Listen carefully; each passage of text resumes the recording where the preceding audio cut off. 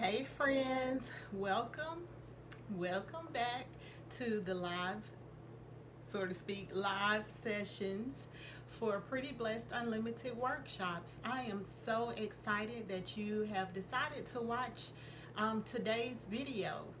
Um, we'll be back on regular schedule tomorrow, of course, live and in effect on Facebook Live at 7:30 p.m. Eastern Time. But I just wanted to make sure that I got this information out to you. If you recall from yesterday's session, I did talk about my podcast and the fact that I was preparing and wanted to upload a new mini series last week. However, it didn't occur as planned. So that is the whole purpose and reasoning behind the workshops that I'm doing now. So I definitely wanted to really redeem myself on the mini series, which was titled 5 Steps to Making Your Dream Your Reality. So that's what we're going to cover today. So if you go back to the Pretty Blessed and Unlimited podcast, you can hear the first 2 days, which day one, we kind of hit on it a little last night in our homework assignment. I hope you're caught up on that or have had time to think about it and maybe put some thoughts down on paper. Go back and watch if you haven't done that yet. But day one or the first step involves committing to you and your dream. So when you're out here building a dream, these are some of the things that I found that actually works and helps you get to the point where it's not just on paper, it's not just in your head anymore. That thing that has been laid on your heart forever, it finally, you can actually see it now. These are the steps that I use to make my dream my reality. So step one is commit to you and your dream. Step two, which is also on last week's podcast, it is ask for clarity. Now, when I say that, I mean if you've been given a God-sized dream to do, if you have a dream that you have been holding near and dear to you for a long time, but you're not fully sure how to execute that dream or exactly how that dream is supposed to look. Like for my instance, you all may know that years ago I had an actual dream, like sleep and a dream, right? So in this dream, I was like looking at myself standing on a stage speaking. Like I still remember the outfit I had on, the shoes, and I was standing beside this lectern, and there was like I was on a stage. There was an auditorium full of people, and I have no idea who they were. They were a mixed crowd, not just one specific gender or color or race or anything. It was a mixed crowd of people, and they all were just kind of like sitting there, like it looked like they were intensely like hanging on to whatever I was saying. But in the dream, I couldn't hear what I was saying. I don't know exactly what I was doing, but I know off to the left or right of the stage were a couple of other adults that I really didn't know who they were. But I saw my oldest daughter, I only had one at the time. She was at the side watching me and smiling. And after I got done, we boarded a plane. It was just me, her, and a couple of adults, and there was one adult that was actually working with her on schoolwork, and we flew back home, and we were living happily ever after. So it was, a dream, and I didn't understand it. But years on down the road, when I started thinking there's got to be more to life than this cube that I'm working in 40 hours plus a week, there's got to be something more. And whenever I had that feeling, that dream would always come back to my remembrance. But I had no idea what that dream was and how that fit into my more. I had no idea. So if you have a dream, but you don't really understand how it's supposed to evolve or exactly what it's supposed to do, its impact, or how you're supposed to get from point A to point even B at this point, go back to the creator, and that's God. He gave you that dream. Ask him for clarity and help you to understand what it is that you're supposed to be doing. That's what I mean by that. It is a crucial step, especially if you know, feel like it may be one thing, but possibly it could be another. Don't go down that wrong path thinking that you're right. Make sure you have ordered steps. So, you know, avoid some of the long roads or the missteps and just ask God for clarity. All right? So, step 3. Now, it's not covered on the podcast, so listen up. Step 3 to making your dream your reality is make time. You've got to make time for your dream, folks. You know, we're all busy. It's not just me that has, you know, a whole busy life, a 40-hour week job, a kid, a dog, bills to pay, and, you know, like to do things myself sometimes. We all are busy, and everyone's situation is unique, but your dream deserves your very best efforts and your time. So when I say make time for it, like really make time. And what I would recommend is for you to, you know, just a couple of days or maybe a week or so, jot down the activities that you're doing during the day. Keep a running list of it. Make a note of how long it's taking you to do each of those activities. And then go back and look over that list and see if there's anything that you can eliminate. Trust me, on mine, there was plenty of time that I was wasting on social media. Like, it was just unnecessary. It wasn't producing me any income, so why was I spending so much time there? Yeah, that's fun to do, but this dream needs to come alive. So you make time for your dream, and if that's one of the things that you can move out the way so you can make time, then so be it.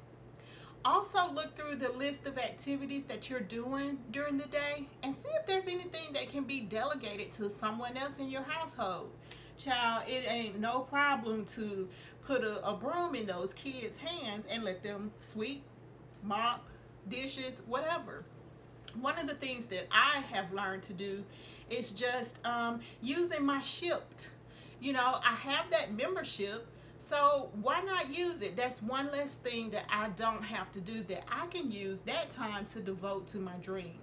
So once you figure out where are you wasting time, maybe some activities you can delegate to others, then go back and see if you can create a whole new schedule for yourself and try to run that schedule every day until it becomes second nature, a habit to you. You know, once you see that, once you've eliminated some activities and some time wasters, you should have some time in there that you can devote to your dream, and stick to it. You know, stick to it. Make sure that you're making time to build your dream. All right? So we've got commit to you and your dream. We've got ask God for clarity. We got 3, make time for your dream. And 4 is get rid of foolish talk. Now, sadly, I must admit that I am the world's worst at creating scenarios that never happen. You know, have you ever heard of someone thinking, oh my goodness, so-and-so hasn't made it here yet. I hope they're not on the side of the road and their car has broken down on them. Oh no, and then they're on the side of a road and there's some wild beast that comes out of the woods and it's got their ankle and they can't get away, and that's why they haven't shown up yet. Don't let me sit out here and believe I'm the only one that do that, okay, friends? But, you know, you got to get rid of foolish talk. And I gave that scenario because sometimes, a lot of times in the very beginning, I was shooting myself down before I even gave myself a chance. Before I even, you know, decided to do a podcast, I said, no one wants to hear what I have to say. Oh my gosh, my voice is horrible. Like, what am I going to say? I don't have time for this. I don't have the money for this. It's not going to work, so just never mind. Get rid of that stuff, y'all. And I know for a fact I'm not the only one who have talked themselves out of a great opportunity without even taking the chance on it. So today ends where we're doing those things to ourselves and to our dreams. Instead, I want you to start incorporating this very simple word. You know, perhaps I haven't made my first $50,000 in my business. But you know that simple word I'm going to tack on the end of that? I'm going to say yet. I haven't made my first $50,000 yet. And that kind of gives me hope and inspiration that, the doors aren't closed to that. That gives me hope that, it's possible. It gives me the inspiration to keep moving forward. So the next time you're thinking, there are too many people already doing this thing, yet my idea trumps all of theirs and no one can do it like me. Perhaps the next time you're thinking, well, I've got to have 100 people on my Facebook page before I can make any money. Let's change that to, I don't have 100 people yet on my Facebook, but I'm working towards that goal and I'll be there soon. Throw in that word yet to give yourself some hope and some inspiration to keep moving forward. Friends, don't cut it off before it even have an opportunity to see the sun. Let it rise up, let it breathe before you smash it and dribble it down in the road or wherever. Give it a chance to live. Unfortunately, we are sometimes our own worst critic, and we've got to stop that when we're building a dream, because I'm telling you, these days and this path and this journey to building your dream, friends, sometimes you're doing it alone.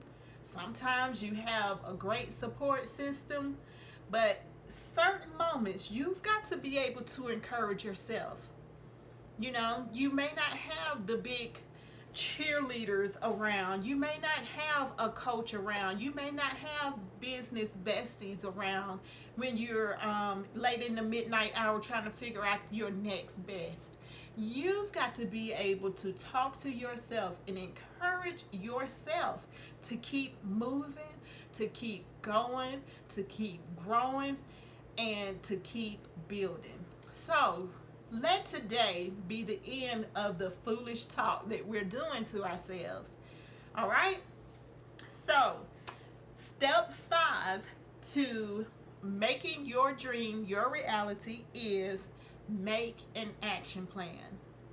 Now, when it comes down to this, some people kind of just go berserk. I know I did. But my corporate experience kind of helps me to hone in on exactly what this thing should look like. Because in my corporate experience, we always had to have a plan of action in place for the work that we did. There was no, guessing or trying to figure it out as things came along. If you did that, you was in a world of trouble with, internal customers, external customers, possibly, people that are paying you big bucks, and possibly the public. So you can't just be out here haphazardly doing things and just, throwing things at the wall hoping that it sticks and it works. You've got to have a plan. And one of the easiest ways that I've learned to make a plan as far as building your dream is to start with thinking of the end in mind. So going back to speaking for me, okay, so I've seen myself on a stage speaking, but how do